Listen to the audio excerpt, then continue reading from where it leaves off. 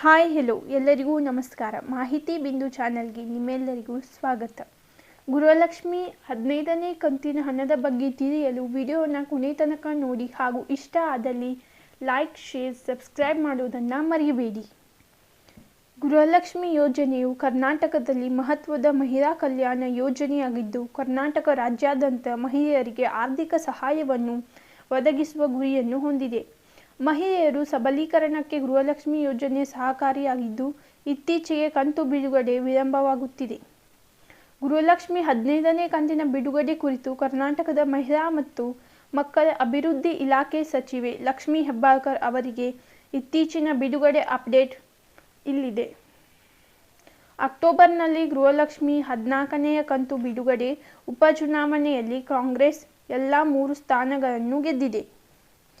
ಚನ್ನಪಟ್ಟಣ, ಸಂಡೂರು, ಶಿಗ್ಗಾಂವ್ ಉಪಚುನಾವಣೆಗೂ ಮುನ್ನ ಕರ್ನಾಟಕ ಸರ್ಕಾರ ಗೃಹಲಕ್ಷ್ಮಿ ಯೋಜನೆಯ 14ನೇ ಕಂತು ಬಿಡುಗಡೆ ಮಾಡಿದೆ.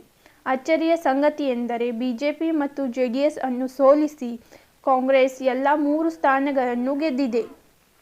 14 ಮತ್ತು 15ನೇ ಕಂತುಗಳನ್ನು ಒಂದೇ ತಿಂಗಳೊಳಗೆ ಸರ್ಕಾರ ಬಿಡುಗಡೆ ಮಾಡಲಿದೆ ಎಂದು ಮುಖ್ಯಮಂತ್ರಿ ಸಿದ್ದರಾಮಯ್ಯ ಚುನಾವಣೆಗೂ ಮುನ್ನ ಘೋಷಿಸಿದ್ದರು. ಆದರೆ ತಿಂಗಳು ಮುಗಿಯುತ್ತಿದ್ದರೂ 15ನೇ ಕಂತಿನ ಹಣ ಇನ್ನೂ ಬಿಡುಗಡೆಯಾಗಿಲ್ಲ. ಇದುವರೆಗೂ ಯಾವುದೇ ಫಲಾನುಭವಿಗಳಿಗೆ ಹಣ ಬಂದಿಲ್ಲ. ಹೆಚ್ಚುವರಿಯಾಗಿ ಹಲವಾರು ದಿನಗಳಿಂದ ಸರ್ಕಾರದಿಂದ ಯಾವುದೇ ನವೀಕರಣಗಳಿಲ್ಲ.